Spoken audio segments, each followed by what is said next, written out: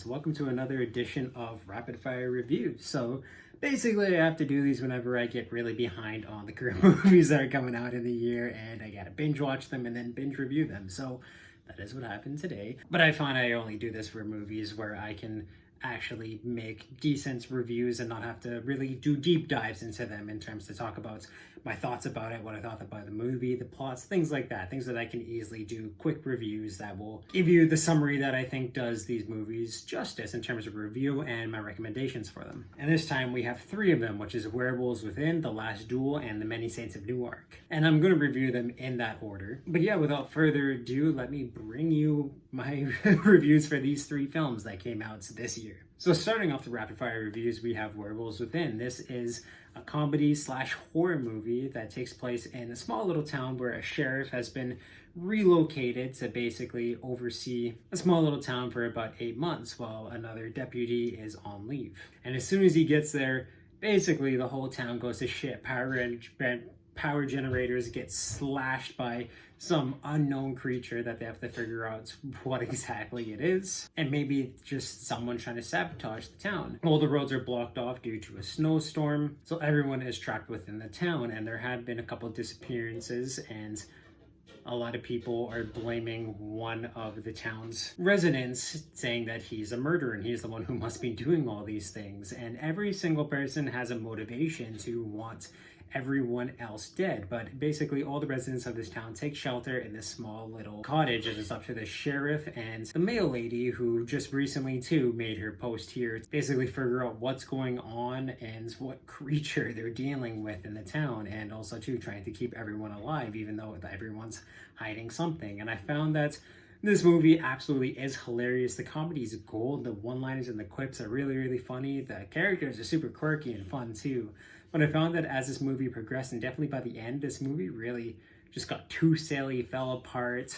It just kind of got way too predictable too, in terms of the closer we got to the end, it was a lot easier to tell exactly what was going to play out. Even the identity of the killer I found was a little easy to solve by maybe like the halfway point of this film. It's about 90 minutes long, and like I said, it progressed really well, but I just found the ending got really, really sloppy. But it's still hilarious. Definitely a recommendation if you want something really easy and fun to watch. But that's why I'm going to have to give Werewolves Within a 6 out of 10. So the next film I have is The Last Duel. This is directed by Ridley Scott, and it has a pretty stellar cast. It has Adam Driver, Ben Affleck, and also Matt Damon. And it is taking place in the 16th century, and the runtime is about 2.5 hours long. And basically it's about Matt Damon's character and his wife have all basically their land, their titles, everything stripped from them by Ben Affleck, who plays the king in this, and everything is basically given to Adam Driver. And it's definitely bad blood now between Adam Driver and Ben Affleck's character, who used to be friends and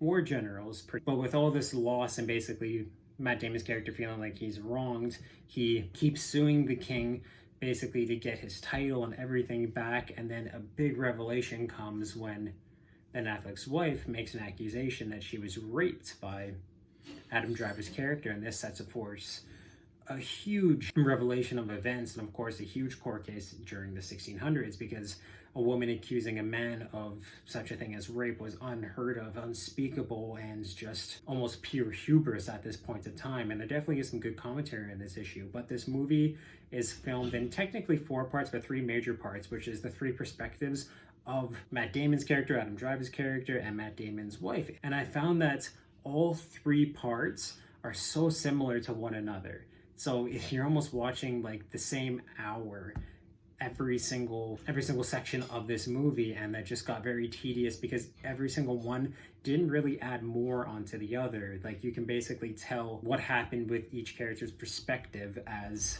the movie progresses, and it was just really tough to get through because you knew exactly what was going to happen, and watching the same sequence over and over and over was really bland. But the action and the acting in this movie is absolutely impeccable and phenomenal. It builds to a pretty great finale, but when you hate all 3 characters, like none of them none of the four, I should say, are likable at all. They're all terrible, pretty disgusting people who do bad things. So it's really tough to get into the characters or really want a happy ending for any of them. And just with all of this, that's why I'm going to give The Last Duel 6 out of 10 as well. And lastly, we have The Many Saints of Newark. So this is a prequel film to the Sopranos series. So we get to see a very young Tony Soprano, and we get to see his uncle and of course his dad, played by Jon Bernthal in this movie, kind of in their younger years, and how all of these events shaped the Tony Soprano that we know from the classic amazing TV series.